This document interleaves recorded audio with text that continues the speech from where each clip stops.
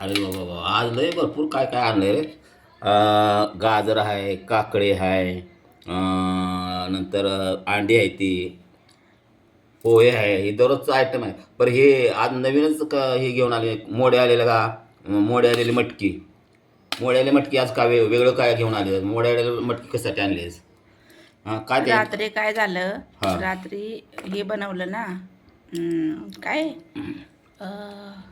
मिसळ पाव बनवलं होतं ना, त्यातली मटकी राहिली होती मोड्याची. हां. मग आता ती भाजून तुम्हाला नाश्त्याला दिली. आपण मटकी हं. खावावी, त्यात मग- प्रथिन असतात, हं. फायबर असतात भरपूर, त्यामुळं व्यवस्थित पचनाला चांगलं असतं, जेवण चांगलं पचतं. दुसरं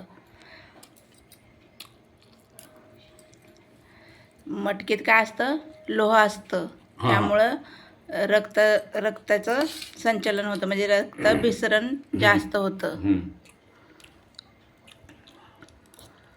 खावा ना मटकी. मग ते खातो या. आणि त्याचं ह्यानं ह्याला दुसरा काय काय अपायकारक काय दिस वाटतं होतं मटकी. मूळव्याधाला नाही खायची मटकी. मुळ्या डाळ नाही खायची का? पोट ज्याला दुखत असेल तरी पण नाही खायची मटकी. मुळ्या झाला, पोट दुखत असेल हां तर मटकी नाही खायची. हां. शुगर असेल तर मटकी खायची, चांगली असते. म्हणजे माणसाला जरा डायबिटीस असेल हां, तर मटकी खायची.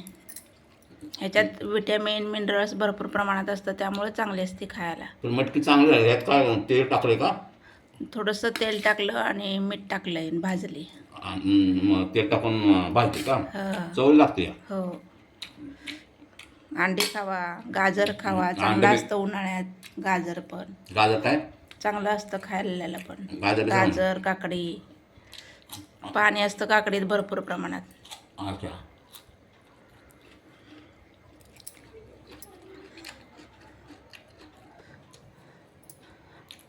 अंडं घेतलं ना खायला, अंडं पण चांगलं खायला असतं, त्यात प्रथिने असतात, अंडे ऊर्जा मिळते, हां. ताकद येते, डोळ्यांना चांगलं असतं खायला अंडं.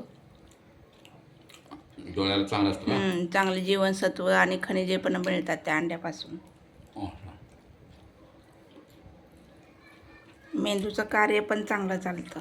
दररोज अंडं खाण्यानं मेंदूचं कार्य चालतं. हां.